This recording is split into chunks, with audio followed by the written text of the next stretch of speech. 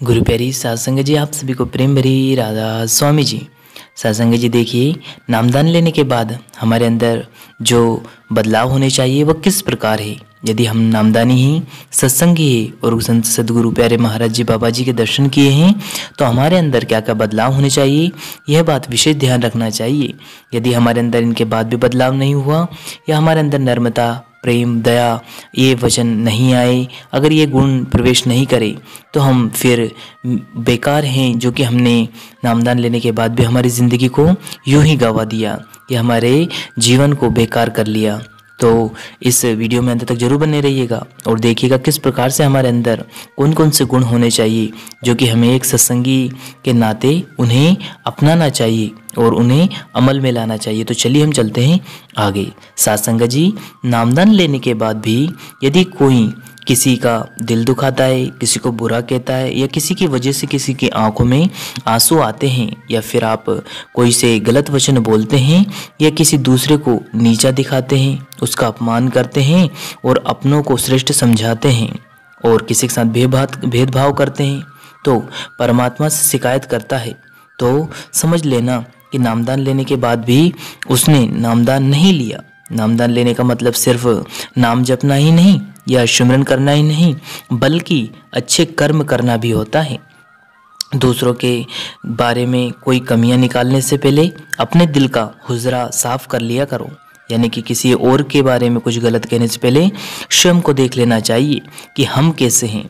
सत्संग जी, जब बाबा जी ने कोई कमी हम में नहीं निकाली नामदान के वक्त, जो कि हमारे अंदर ना जाने कितने सैकड़ों हजारों लाखों कमियां थी, फिर भी हमें चुन लिया और नामदान दे दिया, तो हम कौन होते हैं किसी में कमी निकालने वाले। सत्संग जी, इस बात का हमें ध्यान रखना चाहिए कि वह मालिक तो जानी जान होता है और उसने हमारी सब कमियों पर पर्दा डालकर हमारी सब गलतियों को माफ़ करके हमें अपना बना लिया, हमें नामदान दे दिया। तो फिर हम किसी में क्यों कमी निकालें, हम किसी का क्यों बुरा सोचें, हम क्यों किसी को दुखी करें, क्यों हमारी वजह से किसी की आंखों में आंसू आए। इस चीज़ का विशेष ध्यान रखना है, क्योंकि यहाँ सृष्टि जो है उस मालिक की बनाई हुई है और उस मालिक के बनाए हुए हर एक जीव है। यदि हमने किसी की आंखों में आंसू दिए, किसी को मुसीबत में डाला, किसी को परेशान किया, तो ध्यान रखना हमने उस मालिक की रचना को एक तरह से कहीं ना कहीं परेशान किया है।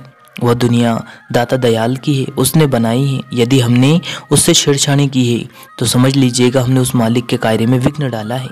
अब उसका परिणाम हमें ही भोगना पड़ेगा। इसलिए हमें चाहिए कि हमें किसी का बुरा नहीं करना चाहिए। नामदान की बख्शिश हो गई है तो हमें बड़े ही दया, प्रेम, भाव, विश्वास और श्रद्धा और धैर्य के साथ आगे बढ़ना है। हमें उस अनमोल खजाने की खोज करनी है जो हमारे अंदर है, उस मालिक ने रखा है। अब नाम और भजन सुमरन के द्वारा उसकी खोज करना है जी। और जिस दिन हमने उस खोज कर ली, उस दिन से हमारे अंदर गहराई, हमारे शब्दों में भारीपन और हमारी आंखों में नर्मता और हमारे व्यवहार में प्रेम झलकने लग जाएगा जी। और फिर वह ईश्वर अंग संग हमें महसूस होगा जी।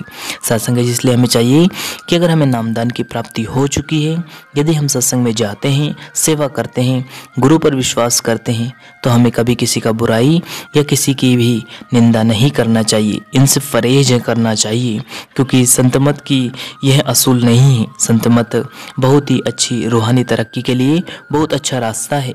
इस पर चलने के लिए हमें जो जो हमें सिखाई गई है हिदायतें, उनका पालन करें और कुल मालिक के हुक्म में रहकर भजन सिमरन को पूरा समझिए। सत्संग जी, इसके साथ अपनी वाणी को विराम देते हैं। फिर मिलते हैं किसी और वीडियो में। अगर आपको वीडियो पसंद आए तो लाइक कीजिएगा, शेयर कीजिएगा और चैनल को सब्सक्राइब करके बेल आइकन को प्रेस कर ले, जिससे कि आपको ऐसे वीडियो मिल सके जी। अंत में आप सभी को प्रेम भरी राधा स्वामी जी। धन्यवाद।